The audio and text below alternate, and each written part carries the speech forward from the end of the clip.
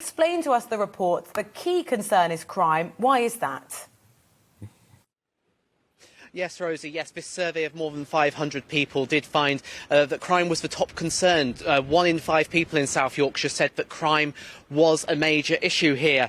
And half of people said that not enough was being done to address the causes of crime.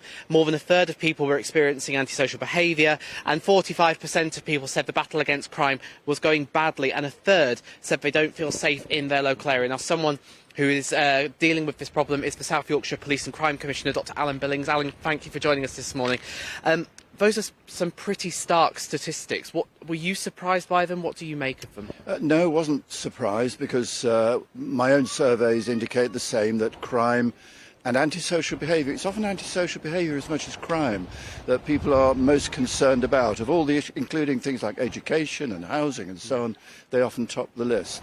I'm not sure about all those figures, because that was one survey at a moment in time. I'm also doing a bigger survey at the moment, and we're turning out some rather different results. So in my survey, which is ongoing, it's open until October the 29th, we have 80% of people saying they're happy with the work of the police, and 12% of people in that survey are saying they feel very safe. So 80% over against those figures. And are you concerned, though, because regardless of the statistics here, it's a significant number of people in South Yorkshire who don't feel safe. What would you say to those people? Yeah, I suspect you'll have something similar in many parts of the country. This is a big urban area, or parts of South Yorkshire are urbanised, and this is a big city, Sheffield, and that's where you've got the concentration of a lot of these serious crimes.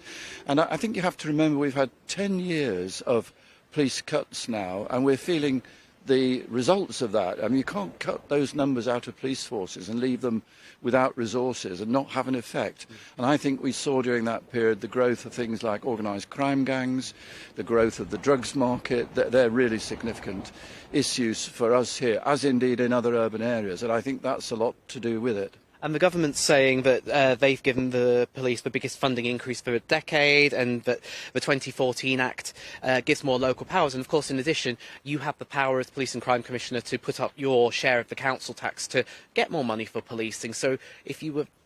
Is all the blame really down to the government? Should you have done more, perhaps? Well, I don't want to put all the blame to the government, but I think the cuts have been significant. Now, they are putting back that which they took away.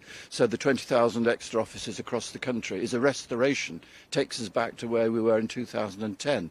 Now, some police and crime commissioners, I'm one of them, are going beyond that. So we're going to have in South Yorkshire, as well as our 487 to restore the numbers, we're going to put another 220 on the streets, which is mainly from council tax, as you say. Now, that'll go some way, mainly restoring neighbourhood teams, and that will encourage people in the areas that this survey was talking about. And if I turn to the police numbers, one of the things that struck me as quite interesting when I was looking into this is Merseyside's got a broadly similar population to us in South Yorkshire, but Merseyside has 3,940 police officers, while South Yorkshire has 2,745. Can you explain we seem to be almost 1,000 officers behind, a comparable northern area? Can't explain that's quite a big difference, so I'll have a look at that myself. But partly it'll depend on how they are in the recruiting stakes. At the moment, we're all recruiting. We've been recruiting extremely fast in South Yorkshire. They may be ahead of us, I don't know. But that may partly account for that difference. And obviously, you are recruiting more police officers, and you use the phrase "on the street." And when you speak to people, as I know you do, and I have, people say they want these officers on the street, walking around their neighbourhoods.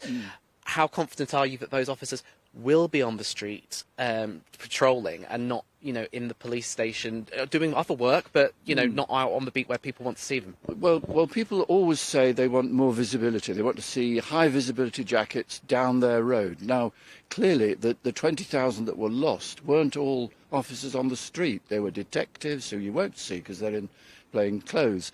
There'll be people in special operations. There'll be people in finance, in HR. There are all sorts of people who were cut during that period. They've all got to be restored. Only some of them will be people that you'll see in uniform out and about, response officers, neighbourhood teams. But we're in South Yorkshire, we're making a really big pitch at restoring neighbourhood officers, so they will see more people on patrol. They will see more people down their street on their beat. And in particular, South Yorkshire, a lot of people might not know, has quite a big rural area, and rural crime's been a big issue for a lot of people. And what guarantees can you give that there will be more police, not just in the big cities like Sheffield, but in those isolated rural communities where people often feel very vulnerable?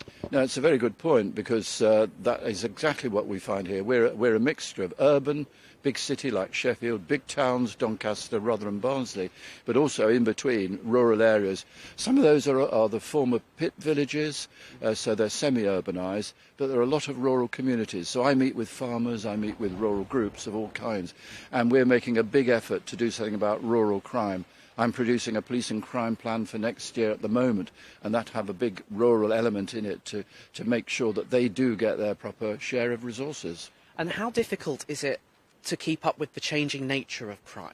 Another story we're talking about on GB News this morning is the issue of young women and sometimes men being spiked when they go to nightclubs with needles, this new trend that we're seeing.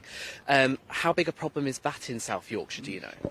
Well, we've had issues around spiking of drinks in nightclubs, and I was talking to the Chief Constable only yesterday about all of this. But using needles is something new, so we're having a look at that and see whether that is prevalent here and how much so and what we can do about it. You're right about the nature of crime. It changes all the time, and more crime, of course, is online. And again, if you're going to deal with crime online, that's not high visibility jackets down the high street. That's people in an office, in front of a computer, working patiently to crack that kind of crime. And what do you think you would ever hit a point where you could get those numbers down to, say, maybe 1 in 10 people feeling unsafe rather than about a third, as this survey is suggesting at the moment? How can you convince people in terms of the confidence? Because if there are more police, but people still feel nervous. Well, my survey, which is, as I say, ongoing, says that 80% of people are confident in the police in South Yorkshire. So it's a different survey. We're later in time than the survey that you were quoting. So I hope we've been making progress since that survey was done. I mean, we've just got to keep at this. We have a chance now with additional numbers coming into the forces. We've got a chance now to get on top of this. But we have had 10 years of people really being able to get dug in. Some of these organised crime gangs, county lines, child criminal exploitation. There's a lot of serious crime and work to be done out there, therefore. We've just set up an armed crimes team in South Yorkshire that will crack down on these gangs. We've had some spectacular arrests. We're doing more and more disruption of the gangs. So it's an ongoing battle that we have, but I'm confident that we will get on top of this.